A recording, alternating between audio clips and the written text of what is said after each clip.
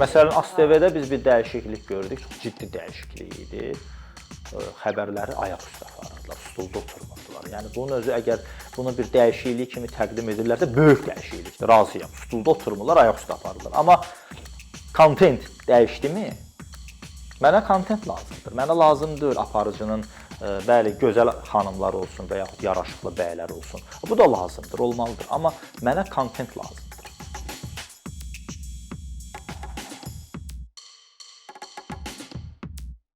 Elə əvvəlcə bundan başlamaq istəyirəm ki, sizin bir yazınız var idi. Hansı ki, mən onu tələbə olanda oxumuşdum. Qabiliyyət imtahanlarını bir qədər orada təhlil edirsiniz və analiz edirsiniz ki, qabiliyyət imtahanları jurnalistləri, hansı abituriyentləri fakültəyə cəlb eləyir və bunun önəmi nədən ibarətdir ümumiyyətlə. Və mən orada bir neçə məqamla doğrudan da sizinlə razılaşıram və həmin dövrdə qabiliyyət imtahanı verən bir tələbə kimi də mənim də belə deyək də o sızlayan yarama bir toxunmuşdu. Siz düşmüşdünüz də o imtahanların növbət bərpa olunan vaxtına. Bəli, və sizin orada qeyd etdiyiniz mövzular məsələn mənim imtahan verdiyim mövzular idi. Ona görə mənim çox xüsusi bir əhəmiyyəti var idi. Və bilmək istəyirəm ki, siz necə düşünürsünüz? Qabiliyyət imtahanından sonra fakültədə nələr dəyişildi və qabiliyyət imtahanlarının məqsədi olan o jurnalistika həvəsi olan tələbələri cəlb etmək, bundan nail ola bildimi həmin qabiliyyət imtahanları? Çox təşəkkür edirəm. Çox ciddi və aktual bir məsələyə toxunmusunuz. Qabiliyyət imtahanı Sovet dövrünün məhsuludur və təəssüflər olsun ki, 21-ci əsr müstəqil Azərbaycan jurnalistikası təzədən qayıtdı o dövrə. Biz görmüşük ki, biz daha irəli getməliyik. Amma bu məsələdə biz qayıtdıq Sovetlər dövründə və mən deyərdim ki, çox uğursuz bir metoddur. Birincisi, biz jurnalistikaya yanaşmanı dəqiqləşdirməliyik. Hələ də biz dəqiqləşdirə bilməmişik ki, biz deyəndə mən daha çox nəzərdə tuturam jurnalistika fakültəsində dərs deyən müəllimləri və bu imtahana qərar verən şəxsləri, qərar vericiləri. Jurnalistika yaradıcılıq sahəsi deyil. Biz heç nə yaratmırıq, heç nə düzəltmirik. Jurnalistika rəssamlıq deyil, jurnalistika incəsənət deyil, heykəltaraşlıq. Biz heç nə yaratmırıq. Biz sadəcə olaraq jurnalist nəzərdə tuturam. Jurnalist mövcud nə varsa onu cəmiyyətə göstərəndir. Faktı hadisəyə çevirən şəxsdir jurnalist. Biz heç nə yaratmırıq. Bu qabiliyyət imtahanı da jurnalistikadan başqa hər şeyi ölçür. Yaradıcılığı, publisistikanı və s. və l. Jurnalistikanın əsasını fakt təşkil edir. Fakt. Qabiliyyət imtahanında isə bir abstrakt mövzu verilir. Tutaq ki, Bakı gözəl şəhərdir. Orada başlayır abituriyent özünün poetik duyğularını, hisslərini və həyəcanlarını yazmağa. Onu qiymətləndirən 5-6 nəfər də baxır, ona qiymət verir. Onlar jurnalistikaya qiymət vermirlər. Onlar yazı qabiliyyətinə qiymət verirlər. Bunlar fərqli-fərqli şeylərdir. Və mən deyərdim ki, heç nə dəyişməyib. Yəni ən azından bu illər ərzində düzdür, bizim bilavasitə fakültə ilə əlaqəmiz və bağlılığımız yoxdur, amma jurnalistika fakültəsinin tələbələri ilə o cümlədən də qabiliyyət imtahanı tətbiq olunduqdan sonra ki, məzunlarla görüşürük, belə bir dəyişiklik yoxdur. Yəni sadəcə yaxşı yaza bilən şəxslər bal toplayırlar, qəbul olurlar. Yəni bu sistem doğrultmadı özünü. Bu sistem ləğv olunmalıdır. Yəni qabiliyyət imtahanı jurnalistika fakültəsi üçün uyğun deyil. Bu filologiya üçün yetərlidir. Bu, nə bilim, publisistika ilə məşğul olmaq istəyənlər üçün yetərlidir. Amma jurnalistika nədir? Faktla, mövcud olanla işləyən şəxsdir. Yəni biz burada özümüzdən heç nə əlavə eləyə bilmərik, özümüzdən heç nə yarada bilmərik. Ona görə mən düşünürəm ki, bu çox uğursuz və lazımsız bir metoddur. Tətbiq olunur və ləğv olunmalıdır. Elə fakültəyə qayıtmışkən bir dənə bir sual verim ki, mən o gün fakültəyə baş çəkmişdim, belə deyim, məzun kimi ora getmişdim və orada tələbələrin bir neçə fikrini orada mən belə eşitdim ki, onların bir çoxu nəzəriyyə oxumaqdan çox beziblər və etiraz edirlər buna öz işlərində ki, biz nəyə görə nəzəriyyə oxuyuruq, jurnalistika təcrübə tələb eləyir. Mənim 4 illik oxuduqdan sonra heç kim mənim üçün demir ki, bu nəzəriyyə ilə sən çox yaxşı jurnalist olacaqsan. Bu uğurlu jurnalist məsələsi də burada artıq bir necə deyirlər, problemaya çevrilir. Və eyni zamanda bilmək istəyərdim ki, siz necə düşünürsünüz? 17 yaşında bakalavra jurnalistikaya daxil olmamış, amma hansısa bir televiziyada, hansısa bir mediumda işləməyə başlayan bir insanmı ideallarını gerçəkləşdirə bilər, jurnalistika ideallarını, yoxsa 4 il oxuduqdan sonra işə başlayan insanmı? Bilirsiniz, bu sualın cavabı ya heç biridir, ya da hər biri ola bilər. Çünki bu individual məsələdir də, fərdi məsələdir. Amma fakültə tədris prosesi ümumi məsələdir. Bax, mən də tez-tez şikayət eləyirəm, o qrupa aidəm. Tez-tez mən də yazırdım ki, bizdə nəzəriyyə çoxdur. Təcrübə o qədər də geniş yer verilmir, praktikaya belə deyək. Amma sonra özüm də oturub fikirləşdim ki, biz deyirik nəzəriyyə çoxdur da. Hansı nəzəriyyədən söhbət gedir? Gəlin birinci bundan başlayaq. Söhbət jurnalistika nəzəriyyəsindən gedirmi? Yoxsa qeyri-profil fənlərdən gedirmi? Nəzəriyyəyə baxsaq, son 30 ildə bizim müstəqillik olandan sonra Azərbaycan dövləti və Azərbaycan jurnalistləri ortaya hansı nəzəriyyəni qoyublar? Gəlin birinci bundan başlayaq.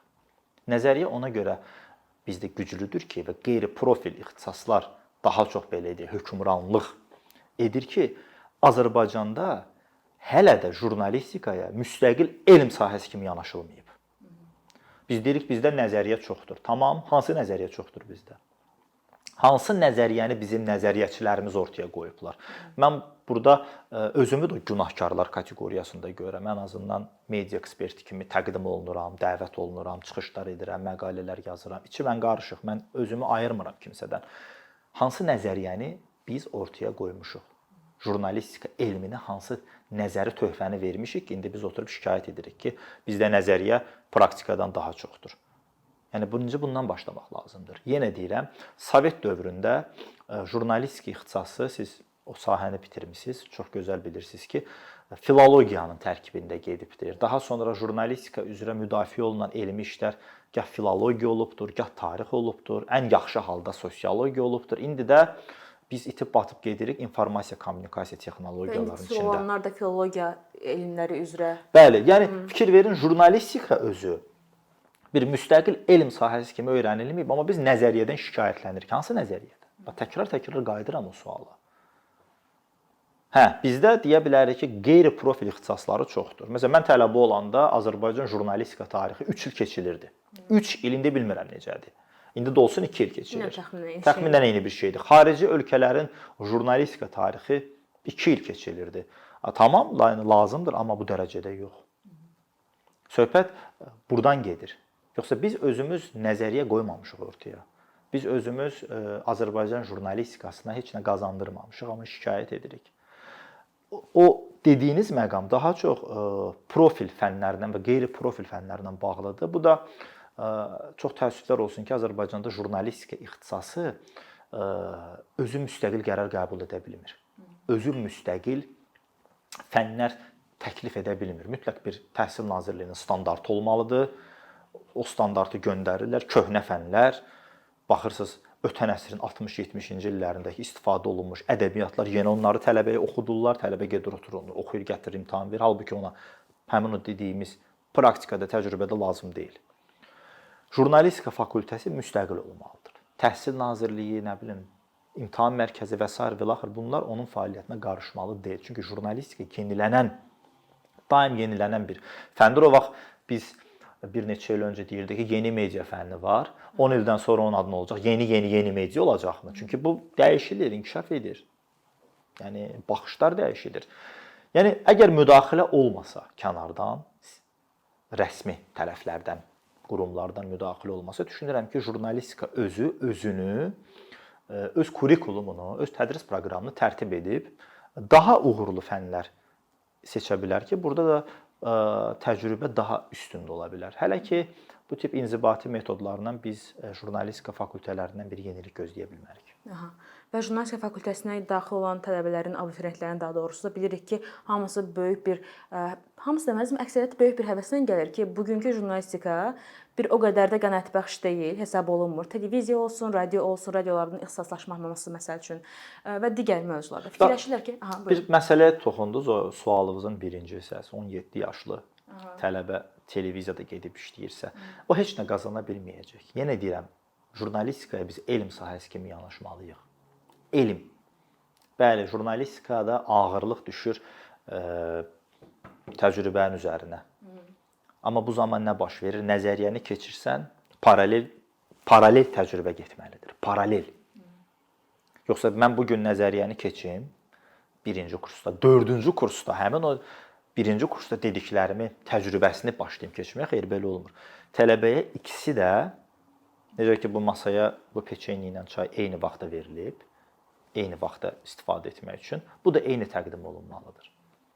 O zaman bəli, keyfiyyətli bir iş oluna bilər. Çünki nəzəri biliklər olmadan tələbə bəli müəyyən təcrübə biliklər əldə edə bilər, amma yarımçıq olacaq. Onun artıq bazası olmayacaq. Təbii ki, onun bazası olmayacaq. Yenə deyirəm, nə qədər ki jurnalistikaya elm sahəsi kimi yanaşılmır, jurnalistika ilə bağlı araşdırmalar, tədqiqatlar aparılmır, biz yenə də başqa sahələrdə müdafiə eləyəcəyik, yenə də bu sahəyə yenilik gətirməyəcəyik və bu sahəyə gələn təbii ki, insan da, şəxs də haqlı olaraq auditoriyada oturmaq əvəzinə televiziyaya, radioya, qəzetə, sayta qaçacaq. Amma orada da bilirsiniz, yarımçıq inkişaf olacaq da. Siz düşünmürsünüz ki, bu qlobal bir problemdir? Çünki baxırıq, tutaq ki, jurnalistikanın magistr üçün təhsil, xarici ölkələrə təhsillərinə baxırıq. Bəzisi Master of Arts yazır, bəziləri humanitar fənlərin tərkibində gedir, bəzi yerlərdə, bəzi universitetlərdə sosial elmlərin tərkibində gedir. Yəni jurnalistikanın siz dediyiniz kimi elm kimi təqdim olunmaması, elm kimi özünü necə deyim, insanlar sübut edə bilməməsinin səbəbi düşünürsüz ki, yəni sizcə də qlobal bir şey deyilmi? Xaricdə jurnalistika kimi daha çox getmir. Communication gedir. Bəli, media communication. Və ya mass media gedir, kütləvi belə tərcümə eləsək media. Orada jurnalistika artıq bunların içində əriyir. Sözün belə yaxşı mənasında əriyir. Orada Master of Arts və yaxud da başqa bir məsələ desək, bu artıq kommunikasiyanın içində gedən bir şeydir. Çünki yenə deyirəm, axı jurnalistika inkişaf eləyir, böyüyür, genişlənir, yeni trendlər daxil olur və bu trendlər artıq jurnalistikanı aşır. Yəni jurnalistikaya artıq təkcə yazı və yaxud televiziyada aparıcı və yaxud diktor yetişdirmir. O cümlədən də həmin o hazırladığı məhsulun ictimaiyyətə çatdırılmasında, cəmiyyətə çatdırılmasında kommunikativ bacarıqlarını da öyrədir. Yəni fikir verin, haçalanır. Yəni bizdə və yaxud da postsovet ölkələrində, o cümlədən müəyyən Şərqi Avropa ölkələrində jurnalistika ixtisası yalnız yazmaq, çəkmək filan bununla bacarıqları aşılayırsa, qabaqcıl qərb ölkələrində bu artıq auditoriya ilə işləmək bacarığını da öyrədir ki, o hansı vasitələrlə öz məhsulunu satmalıdır. Çünki fikir verin, biznesi də öyrədir. Biznes öyrədir. Hazırladığın məhsulu satmaq və satdığın məhsul pul qazanmaq, belə kobud ifadə eləsək. Ona görə həmin o dediyimiz Qərb ölkələrində, Amerikada və Qərbi Avropada həmin o Master of Arts, Science, Social Science və sair və axır bunların içərisində gedir. Çünki orada jurnalistika, təkcə jurnalistika öyrədilmir. Qlobal. Orada kommunikasiyada insan psixologiyası öyrədilir. İnsanların psixologiyasına təsiri, hətta belə də biraz xoşagəlməz olsa da manipulyativ məsələlər orada tədris olunur. Orada jurnalistikanın təkcə yenə deyirəm, yazmaq, pozmaq məsələsi deyil. Yazdın. Sən artıq yazanda düşünürsən ki, bu nə dərəcədə insanlara təsirli olacaq. Həmin o təsir mexanizmlərini öyrədirlər. Daha geniş yanaşırlar. Fikir verin, elmi yanaşırlar buna və bunu da həmin o qərbi jurnalistlər, inkişaf etmiş ölkələrin jurnalistləri öz praktikalarında tətbiq etməyə çalışırlar. Çünki psixologiya məsələsidir bu. Təsir etmə və əmin etmə bacarıqlarını da öyrədirlər. Yəni ona görə orada bu sahə daha geniş tətbiq olunur, amma orada artıq jurnalist hər tərəfli yetişdirilir. Həm bir psixoloq kimi, həm bir sosioloq kimi, həm bir qaydıram xoşagəlməzlik desək, manipulyator kimi. Yəni orada bütün bacarıqları həmin o jurnalistə belə deyək də öyrədirlər. Əvvəllər Sovet dövründə də var idi. Bu Sovet dövründə bunu müəyyən sistemlər görürdü. Elə Avropada da var idi. Amma bunu indi artıq bir nəfər eləyir. O bir nəfərə bütün bu zəruri bilikləri verirlər.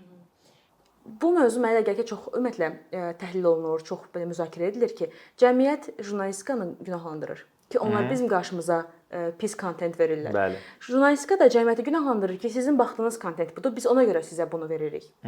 Nə düşünürsüz? Buradakı sizcə bu paralellər, bu əlaqə, bu interaktiv necə baş verir? Bu nəyə görə bu Belə cürədir? deyək də, kimdir müqəssir? Kimdir müqəssir? Məşhur kinoda sonda deyir, onu bağışlamaq olarmı? Yəni ikisi də günahkardır. Həm cəmiyyət günahkardır, həm də ölkənin jurnalistikası günahkardır. Bilirsiniz, başlayaq jurnalistikadan. İndi biz təbii ki, özümüzü cəmiyyətdən biraz kənar hiss edirik bu media mənsubları. Bəli, mən yenə qayıdıram bu çay peçenye məsələsinə. Mənə seçim verməmisiniz də. Mənə çayla içmək üçün peçenye qoymusunuz buraya. Yəni mən başqa seçimim yoxdur. Şokolad yoxdur ortada, tort yoxdur, amma bunu qoymusunuz. Düzdürmü? Mənim seçimim budur. Eyni şeydə biz qayıdaq mediaya. Biz də auditoriyamıza başqa seçim vermirik. Yəni fikir verin, Azərbaycan televiziyalarının xəbərlər buraxılışına baxın. Bütün xəbərlər eynidir. Hətta başlama saatları eyni. Kontent eyni. Hətta xəbərlərin düzülüşü də eynidir. Yəni mən media meneceri olaraq, televiziya rəhbəri olaraq Pəri xanıma axşam saat 9-da gəlir. Açır görsün ki, Azərbaycanda və dünyada nə baş verir. Bütün televiziya kanallarını fırlatmağına gərək yoxdur. Çevirməyinə gərək yoxdur. Birinə baxsa hamısında eyni şey gedir. Biri fərqli bir şey təqdim eləmir. Bəli, ola bilsin biri hansısa rayonda üç başlı buzov doğulub filan bu fərqlilikləri yarada bilir. Amma ictimai maraq kəsb edən informasiyalarda Azərbaycan mediası, mən niyə elektron televiziyanın, elektron medianın adını çəkirəm? Çünki daha çox təsir etmə bizdə hələ də televiziyadır, ənənəvi mediadır. Biz eyni xəbərlər bloku təqdim edirik. Yəni o zaman bəli, cəmiyyət haqlıdır ki, biz ona nə təqdim edirik, o da oturub ona baxacaq. Yaxşı məhsul versək, oturub yaxşıya baxacaq. Pis məhsul veririk, oturub pisə baxır. Bu həm də müstəqillik və azadlıq məsələsidir. Bu barədə biz sizin verilişlərdə əvvəl danışmışıq. Mənim çıxışlarım olub da tək vaxt itirməyək ona. Digər tərəfdən də cəmiyyətin belə deyək, günahı nədir? İndi belə günah biraz ağır ifadədir. Cəmiyyətin burada rolu nədir? Hə, belə yumşaldaq. Cəmiyyət də ona nə təqdim olur, onunla qane olur. Siz cəmiyyətin kütləvi bir etirazını görmüsünüzmü? Hə, cəmiyyət etiraz eləyə bilər ki, mən ASTV-yə baxmıram. Çox gözəl, baxmam, o davam eləyir axı. Sizin etirazınız ASTV-nin, ictimai televiziyanın, Space-in, Real TV-nin və yaxud bilmirəm kiminsə öz proqram siyasətinə bir təsirini göstəribmi? Yox, siz çox da deyirsiniz ki, mən onlara baxmıram. Heç onlara önəmli deyilsə ona baxırsınız, yoxsa baxmırsınız.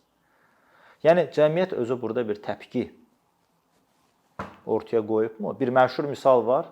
Ötən əsrin 80-ci illərində Polşada insanlar hər axşam xəbərlər proqramı başlayanda kütləvi olaraq küçələrə çıxırdılar ki, baxın siz xəbər verirsiniz, biz artıq küçədə, yəni biz sizi izləmirik.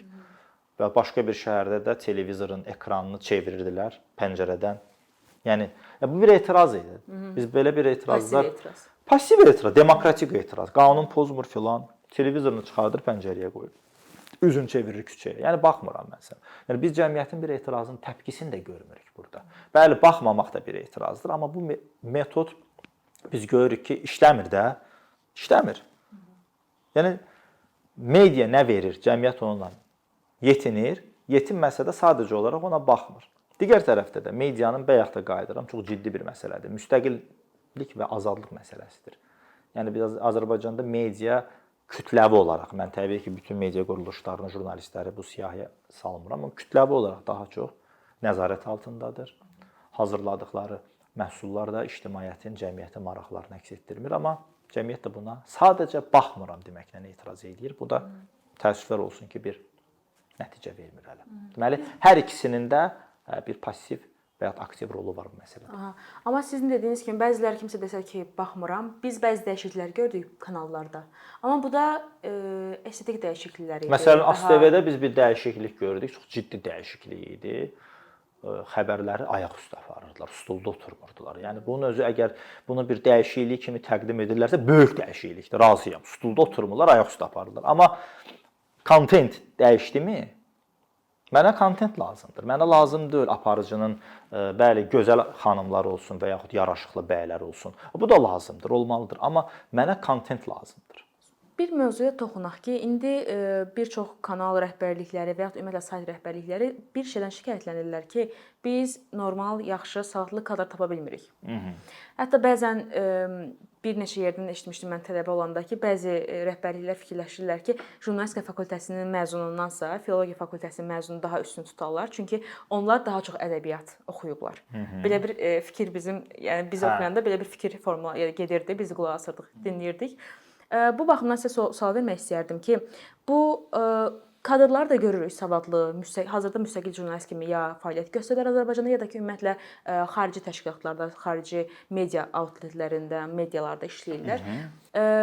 Biz necə gəncləri, gənc, savadlı və öz ideallarının arxasınca qaçan gəncləri necə Azərbaycan mediasına, Azərbaycan jurnalistikasına çəkə bilərik? Yəni çəkə bilərik, amma çəkmək üçün məkan yoxdur da o qədər.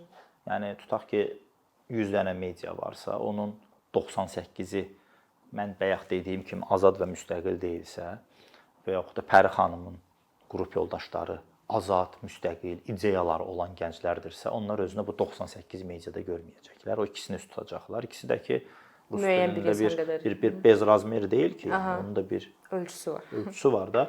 Yəni problem birincisi media qurumları özlərini düzəltsinlər. Mən bir neçə baş redaktora da demişəm, bu gileyləri biz də eşidirik. Jurnalistika fakültəsində tələbə yoxdur, gələnlər elə, gələnlər belə. Birinci siz özünüzü düzəldin. Siz özünüz peşəkar,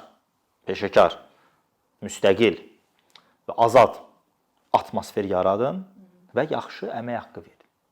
O zaman siz həmin o gənclərin potensiallıları sizə üst tutacaq. Çünki potensialı olan gənc, savadı olan gənc, qeyd etdiyimiz kimi ideyalar olan gənc heç vaxt gedib bizim televiziyalarda işləməyə can atmaz. Can atanlar var, təbii ki, indi bunun müəyyən bir obyektiv, subyektiv səbəbləri var, amma mən daha belə geniş baxmaq istəyirəm də məsələlərə, biraz qlobal baxmaq istəyirəm də, lokal yox. Yəni bu adam düşünür ki, mən öz ideyalarımı burada gerçəkləşdirə bilməyəcəm. Yəni mən ideyası nədir bunun? Peşəkar jurnalistikadır, etik jurnalistikadır, obyektiv, balanslı. Bunun idealları budur. Yəni bunun deyəndə jurnalistika peşəsi nə tələb eləyirsə, bu onu istəyir. Amma sən gələcəksən orada işləyəsən, sənin deyəcəklər ki, yox, bunu filan kəsə söymək lazımdır, filan kəsi tərifləmək lazımdır. Hə, filan kəsə söz vermək lazımdır. Sən bunu deyəcəksənsə, o zaman sən üzr istəyirəm, jurnalist yox, nəsə başqa bir şey axtarırsan özün üçün. Oyuncaq axtarırsan, amma indiki gənclər də bunu istəmir axı. Onlar internet əsridir, texnologiyalar inkişaf edib, dünyadan xəbərləri var, hamının mobil telefonu var. Bir toxunuşla Amerikada, Avropada, digər hətta qonşu ölkələrdə hansı proseslər baş verir, siz artıq bu gəncləri idarə edə bilməz. Onlar jurnalist yox, idarə olunan materiya axtarırlar və şikayətləri də əsasən budur. Siz peşəkar jurnalist axtarırsınızsa, birinci o mühiti qurmalısınız. O mühiti yaratmalısınız. Yaratmırsınızsa, deməli siz jurnalist axtarmırsınız. Nəsə başqa bir şey axtarırsınız. Onda da ki, yaxşı ki, xeyli gəncimiz də bu tora düşmür. Düzdür, həmin o gənclər işsiz qalır. O da bir problemdir. Məcbur qalıb sahələrini dəyişirlər. Məcbur qalıb öz arzularından, ideyalarından belə deyək də uzaqlaşırlar. Bu da ağrıdıcı bir məsələdir. Bir qrupu xarici media ilə əməkdaşlığa can atır. O da əfsuslar olsun ki, hamı müvəffəq olmur buna. Sahələrini dəyişirlər. Yəni həmin o gənclər bu şikayət edən media rəhbərləri sayəsində itib gedirlər. Yəni xeyli gəncimiz var ki, mən tanıyıram ki, nə qədər öz arzularından əl çəkib. Çünki başqa cür mümkün deyil, ixtisasını dəyişib. İnsan yaşamalıdır. Bəli, bəziləri var ki, razılaşırlar, o şərtlərlə gedib işləyirlər. Yəni amma ümumi götürsək, bizim media menecerlərinin peşəkar jurnalist çatışmazlığında şikayət etməyə heç bir haqqı yoxdur. Çünki özləri o mühiti yaratmayıblar. Neçə ildir mən bəzən müsahibələrə gəlməkdən də çətinlik çəkirəm. Çünki baxıram ki, 5 il əvvəl dediklərimi deyirəm. Yeni bir şey deyə bilmirəm. Yeni dediklərim daha pis formada deyirəm.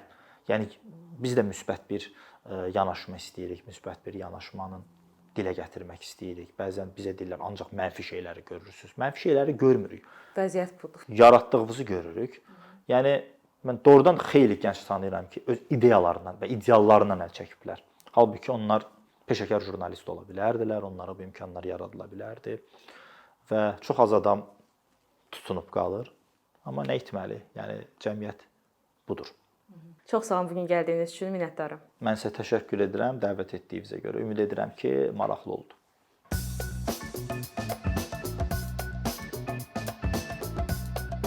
Bir neçə ildir ki, əkinçi olaraq Azərbaycanlı izləyicilərin hər zaman faydalana biləcəyi keyfiyyətli və ən əsas ödənişsiz kontent hazırlamağa çalışırıq. İndiyədək təqdim etdiyimiz onlarla animasiya və yüzlərlə çəkilişlər tələbələrin, mütəxəssislərin, müəllimlərin və ümumiyyətlə yeni mövzulardan xəbərdar olmaq istəyən çox sayda insanın marağına səbəb olub. Bu illər ərzində hazırladığımız videolar təhsil, texnologiya, ictimai fəallıq, iqtisadiyyat, gender bərabərliyi, ətraf mühit, ifadə azadlığı, hüquq, demokratik inkişaf, mədəniyyət və digər mövzuları əhatə edib. Məqsədimiz çoxlu baxış gətirən deyil, çoxlu fayda gətirən videolar hazırlamaqdır. Amma bu, düşündüyümüz qədər asan deyilmiş. Gördüyümüz iş kifayət qədər resurs, əmək və təbii ki, davamlılıq tələb edir. Bu səbəbdən Patreon platformasından istifadəyə başladıq. Əkinçinin Patreon hesabının populyarlaşmasına çox böyük ümidlərimiz və gözləntilərimiz var.